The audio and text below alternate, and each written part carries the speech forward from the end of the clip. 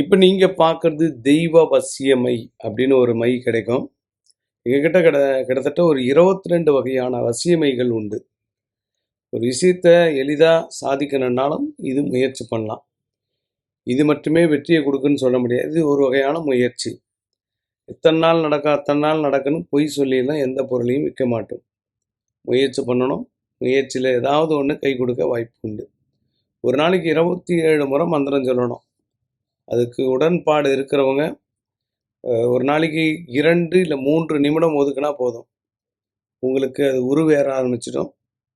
நான் சொல்லக்கூடிய மந்திரங்களை சொல்லி இந்த மைய வைக்கணும். நீங்கள் என்ன மனசில் நினைக்கிறீங்களோ அப்படியே நடந்துடும். அதற்கு சில தெய்வ கட்டுகள் உண்டு. நம்பிக்கை இருக்கிறவங்க ட்ரை பண்ணுங்கள். நான் இதை தேவைப்படுறவங்க வீடியோ காலில் வந்து முகத்தை காட்டணும். வாங்கி பயன்படுத்தினதுக்கு அப்புறம் கொஞ்சம் கொஞ்சமாக ரிசல்ட் வர ஆரம்பிக்கும்.